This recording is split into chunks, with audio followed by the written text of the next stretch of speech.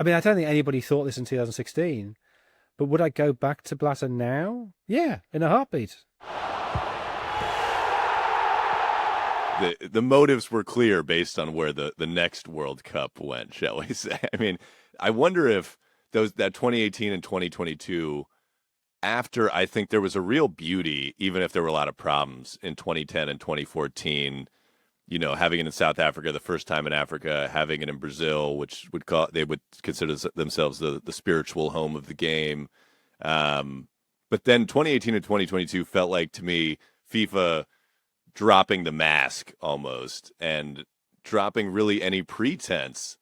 They still talk about growing the game or whatever, but I feel like there's no longer even a pretense that it's about anything other than money and power. I mean, I hate to be so cynical, but then you see the 2034 thing. Yeah, I mean, you've already got me saying, to be fair to Mussolini, to be fair to Sepp Blatter, he did not want this. Blatter is somebody who many flaws clearly, but obviously a better FIFA president than Gianni Infantino, obviously a better man than Gianni Infantino, and on some level, and maybe you have to look quite a long way to get there. Blatter was a football person. He did love football, and I think he was in some way trying to do what he thought was best for the game. I think he was often misguided. I think there were often other motives involved. And I think he was in some ways bizarrely idealistic. I know that sounds a very odd thing to say, but his dream was you had Russia hosting 2018, the US hosting 2022. They'd have a joint local organising committee, and he could say, look, I'm the man who finally brought Russia and the Americans together. Give me the Nobel Peace Prize now. Because apparently FIFA Nobel Peace Prizes, everybody's obsessed by this now, which is a baffling thing. I mean, what he didn't think of inventing his own award for himself. That's what he should have done. And then you can see by the look on his face when Qatar comes out the envelope of, oh God, what have we done? And I think he knows in that moment that the backlash is coming. That Qatar's a step too far. This is obviously preposterous. And sure enough, the backlash comes, and that could have been an opportunity, when he fell, and 2016, 2017, as he's replaced by Infantino, it could have been an opportunity for FIFA to refresh itself, to renew, to come back cleaner, less corrupt. It comes back a million times worse. And the US bear responsibility for that. I mean, we're obviously slightly hampered by what we can say, but Infantino travelled to the US. The meetings were had. Certain people he had meetings with now seem to make quite a nice living from doing very well-paid speeches for FIFA. And mysteriously, the US has awarded the right to host the World Cup in 2026. But yeah, you're right. Since then, there's been no pretense. It's absolutely shameless. I mean, Infantino doesn't even do press conferences now.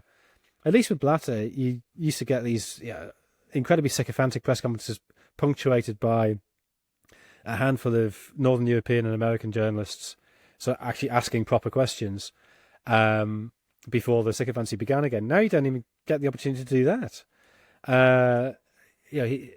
Infantino is absolutely going by the authoritarian populist playbook.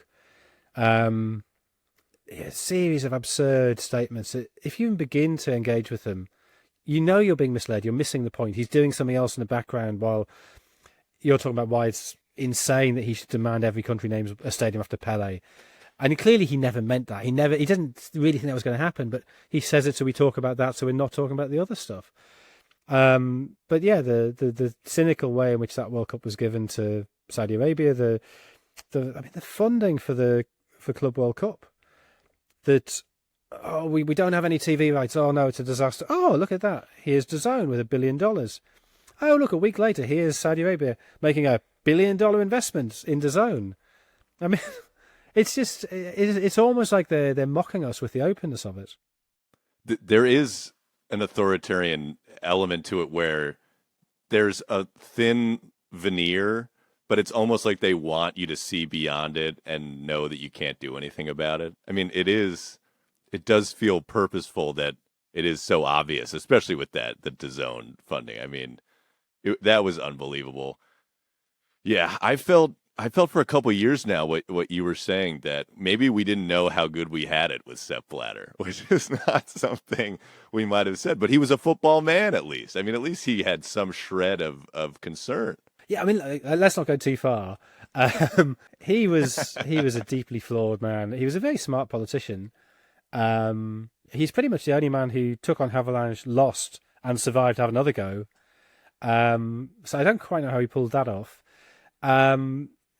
Corruption festered beneath him, and I think he almost was okay with that. And I think his policy was, I let it happen, and then when somebody steps out of line, oh, here's a dossier, please resign, which is what happened to bin Hammam, the Qatari delegate who it turned out had been trying to bribe delegates in the Caribbean, which Blatter must have known about a long time before he suddenly decided to deploy it just at the moment when bin Hammam decided to stand against him as FIFA president. But I mean, I don't think anybody thought this in 2016. But would I go back to Blatter now? Yeah, in a heartbeat. I mean, I guess he's obviously a very old man now. A very old man who's still upset that his collection of watches remains in FIFA headquarters and he can't get them out.